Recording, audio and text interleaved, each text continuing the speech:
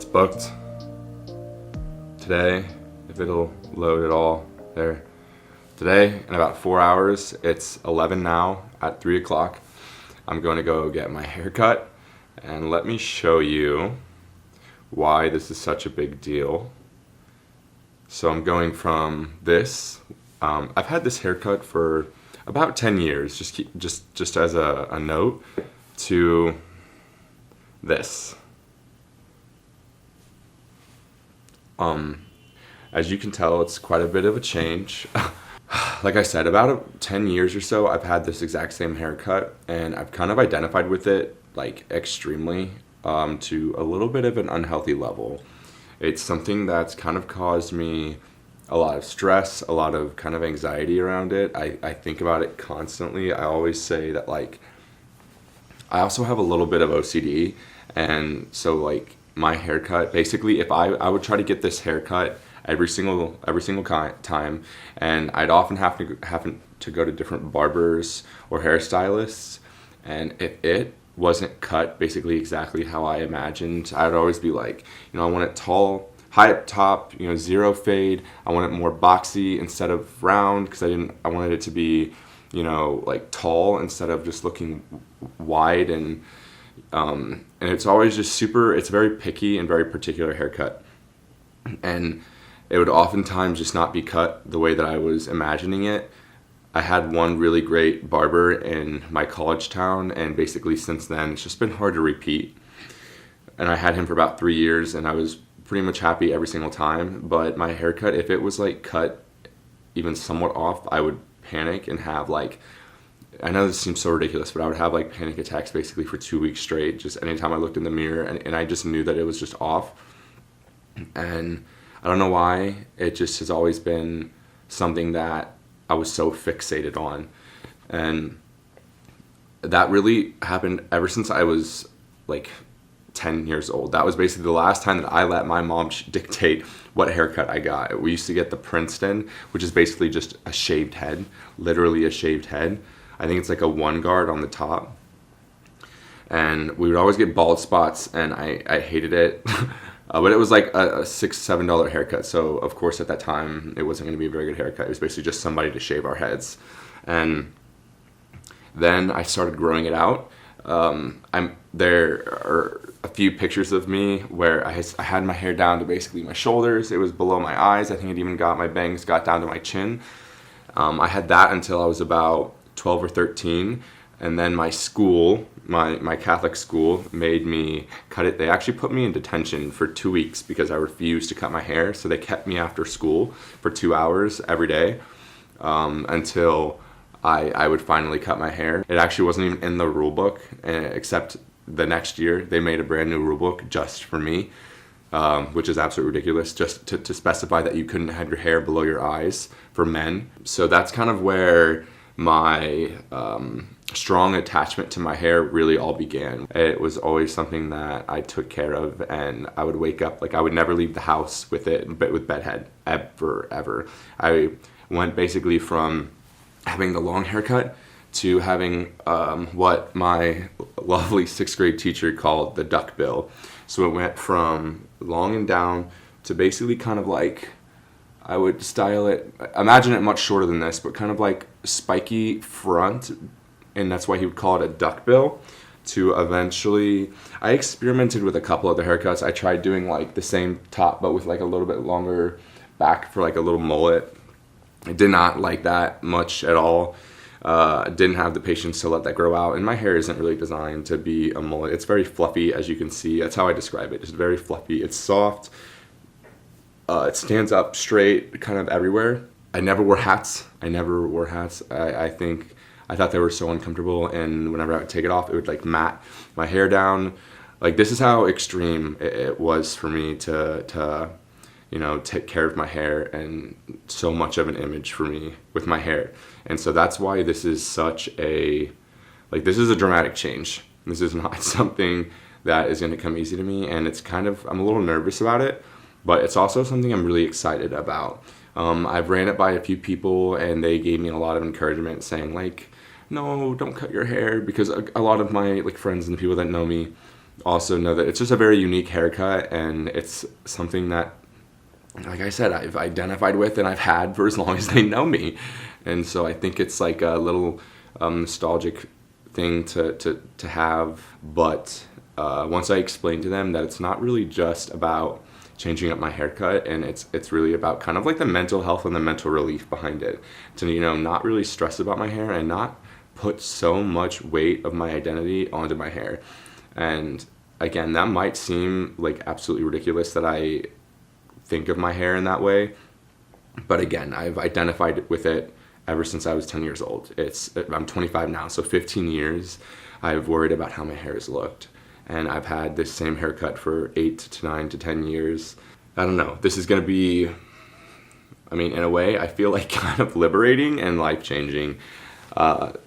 No longer am I gonna worry at all about having to take care of it, because it's literally just gonna be super short. Like, it's not really gonna move anywhere.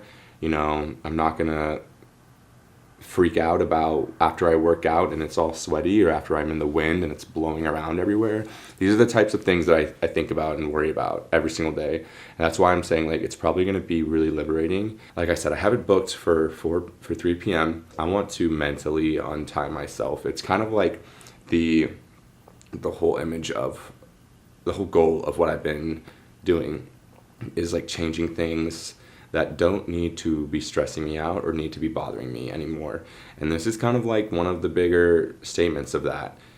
Not only is this something that is important for me mentally, but with my career endeavors and career pursuits, I was talking to like a talent agent out in Los Angeles, and he also encouraged me to kind of change up my hairstyle to either growing it out and doing sort of like a longer anime thing where it's like the sides are long and I'm like pushing everything back, or like doing something more shorter and more of like a buzz cut. And he's actually the one that sent me that mood board of what he thinks would look really good.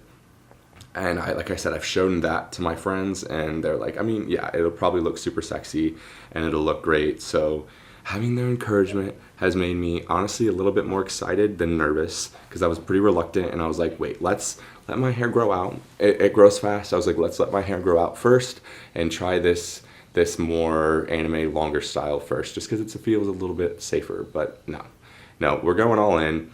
I want the mental relief of it. I'm ready for it. I'm ready to not take care of my hair anymore. I'm ready to not worry about my hair anymore. So we're gonna do it. I'm gonna go ahead and maybe show you guys a little bit of the process of getting it cut, but if not, I will see you guys afterwards and talk about how I'm feeling. Here we go. I feel it. Okay. No turning back. I know, it's gonna be fun. Alright, here you go.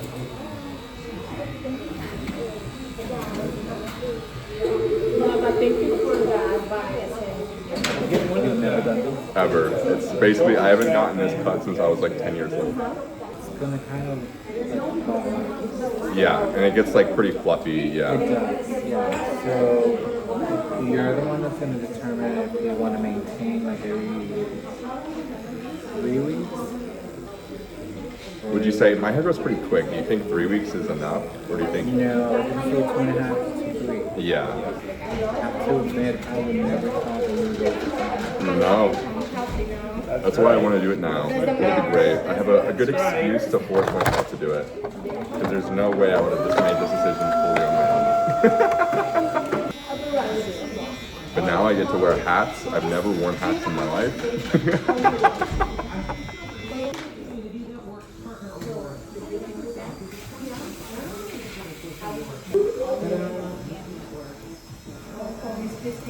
Oh, yeah.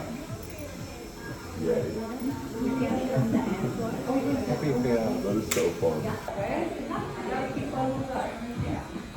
I like it. Sure, you're looking really hot. Thank you. I didn't know with this. So I did the thing. I cut off all my hair. Holy shit. Honestly, I love it. My barber, biggest supporter, fan of it, he was just like, no, dude, you're gonna look super hot. I was a lot less nervous than I thought I would be, and because he started with the razor in the middle, he had fun with it. He made me very confident in it. And And then I sent it to a couple of my friends. They love it. They're like, dude, you look so edgy. So yeah, I'm excited. I kind of want it to grow out a little bit.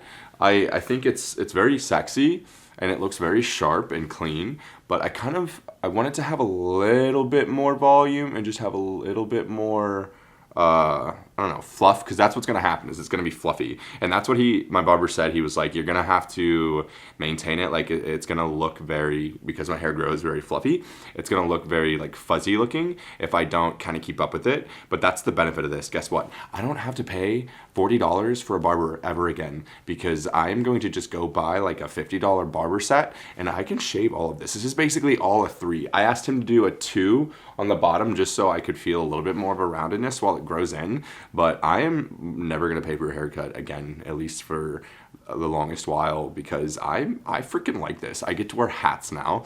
I haven't worn a hat ever. I said this earlier. They always made my head itchy and they matted my hair down, and I did not like that.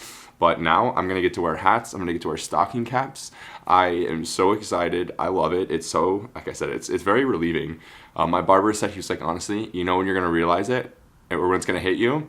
He was like, tomorrow morning. Because I'm going to completely forget that I had it done. And then I'm going to go in to the bathroom and just be like, oh, shit.